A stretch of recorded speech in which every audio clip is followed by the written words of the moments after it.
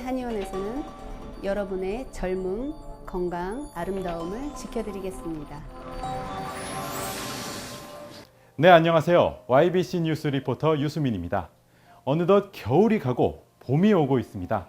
따뜻한 봄이 온다는 건 정말 좋은 소식이지만 이렇게 계절이 바뀌는 환절기에는 감기에도 걸리기 쉽고 기타 여러 가지 질병들에 걸리기 쉽기 때문에 더욱더 건강관리를 철저히 해야 하는데요. 하지만 이런 봄철 건강관리에 대해 잘 모르시는 분들이 많습니다. 그래서 제가 오늘 한의사님을 직접 찾아가 봄철 건강관리 비법에 대해 들어보도록 하겠습니다. 지금 출발하시죠.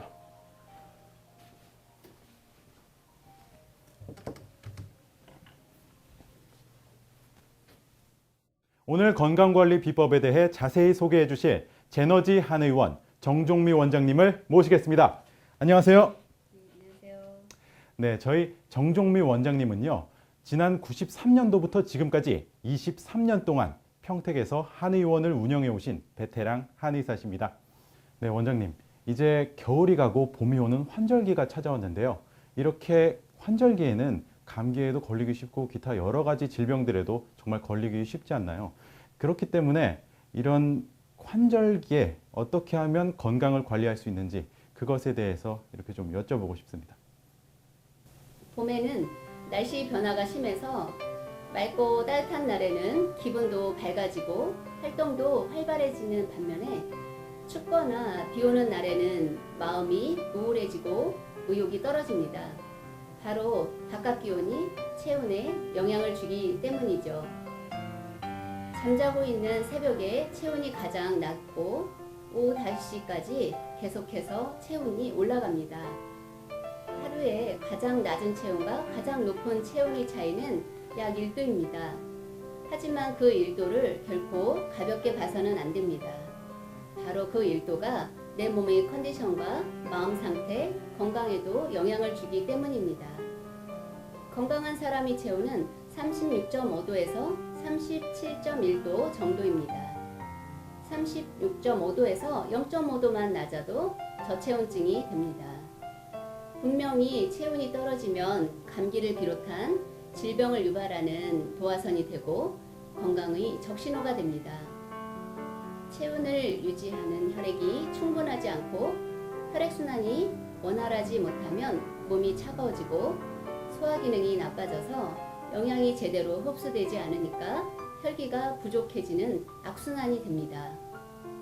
봄철 기온 변화에 적응하고 건강을 유지하기 위해서는 체온 유지를 잘 해주셔야 합니다. 체온 유지가 잘 될 때 자율신경이 정상으로 유지되고 우리 몸의 자연 치유력이 향상되면서 병에 대해서 싸울 수 있는 면역력이 강화되는 겁니다.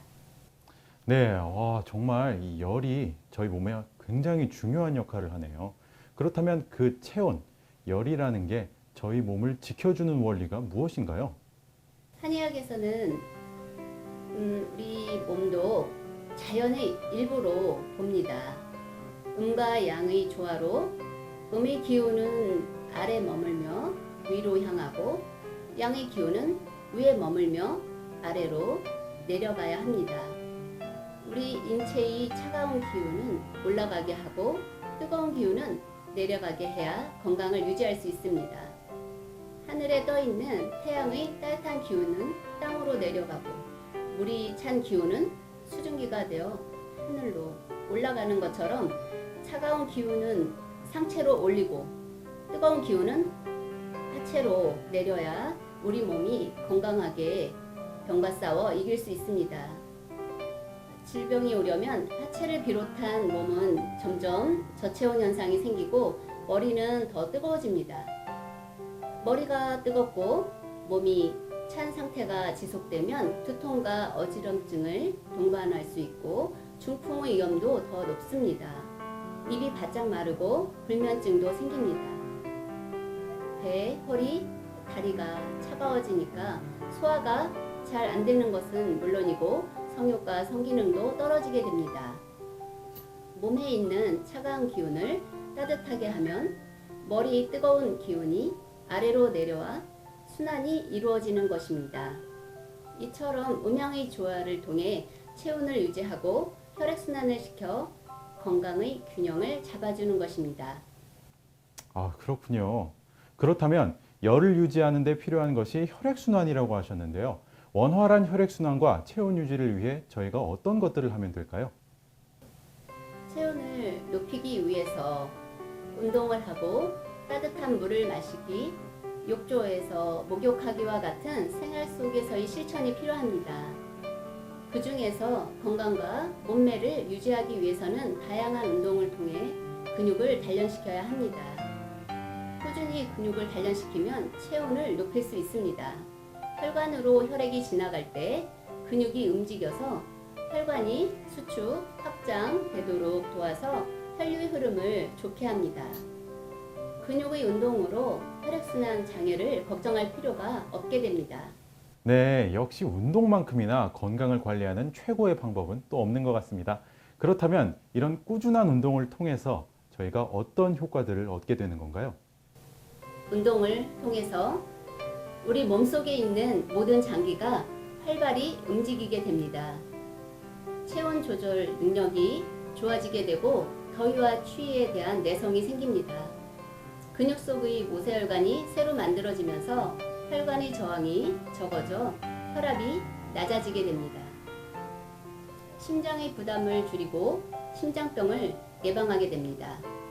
혈액 속의 지방과 노폐물을 연소시키고 좋은 콜레스테롤이 증가하니까 뇌경색과 심근경색을 예방하게 되죠. 폐기능이 강화되고 뼈를 튼튼하게 합니다. 네, 그렇습니다. 운동도 정말 중요하지만 그 식습관도 저희 건강을 지키는데 굉장히 중요한 요소 중 하나라고 제가 알고 있는데요. 그렇다면 건강을 지키는 식습관이 있다면 한번 이렇게 소개해 주시죠.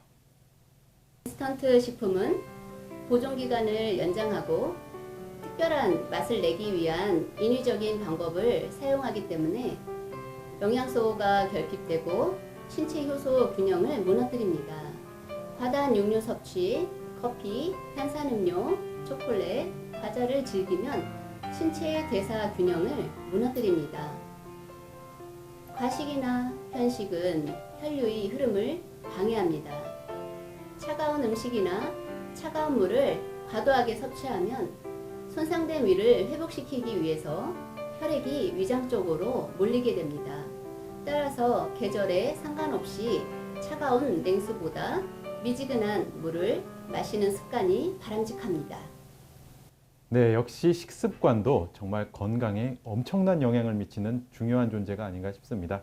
그런데 아까 근육 운동이 최고의 건강관리 비법이라고 하셨는데요. 이렇게 몸이 약해서 좀 이렇게 운동을 하기 힘든 어르신 분들도 많이 이렇게 계시잖아요. 그러니까 그런 분들을 위한 새로운 건강관리법이 있다면 어떤 건지 있는지 한번 이렇게 소개해 주실 수 있나요? 운동은 나이와 상관없이 꾸준히 해야 하지만 여건이 안 된다면 온열 목욕을 권해드립니다. 매일 밤 따뜻한 물을 욕조에 받아 20분간 몸을 푹 담그는 것입니다. 반신욕, 족욕, 손을 담그는 수욕도 좋습니다.